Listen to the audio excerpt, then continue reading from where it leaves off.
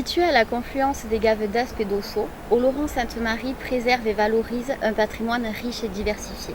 L'été, pour vous, nos musées sont gratuits, l'occasion d'une découverte. La Maison du patrimoine, tout comme la Tour de Grède sa voisine, est l'une des demeures remarquables d'Oloron-Sainte-Marie. Au cœur du quartier médiéval, cette maison de caractère est un véritable petit musée archéologique, ethnographique et historique.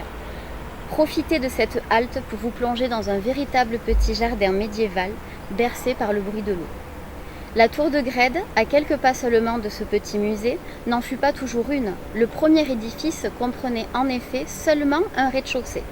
Probablement dédié au commerce, le bâtiment prend ensuite de l'ampleur, à l'image de la fortune de ses propriétaires.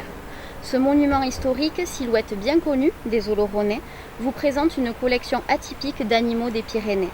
Partez à la découverte de la faune locale, à la rencontre de l'ours. Osez grimper les quelques marches qui vous séparent du belvédère et de son panorama à 360 degrés, une vue à couper le souffle. Oloron, riche de ses trésors, vous propose d'explorer celui de l'ancienne cathédrale Sainte-Marie. En compagnie d'un guide, décryptez les secrets du portail roman qui fait à lui seul la renommée de l'édifice. Un véritable banquet s'y prépare.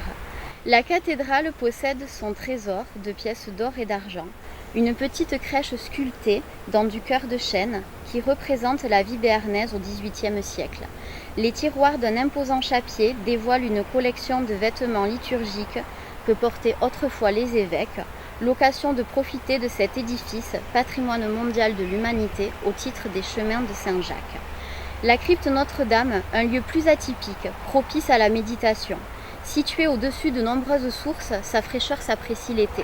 L'occasion de découvrir le musée d'art sacré qu'elle contient, composé de tous les objets utilisés autrefois dans les édifices religieux de la ville, au cœur du quartier des foires et marchés, au son de l'église Notre-Dame.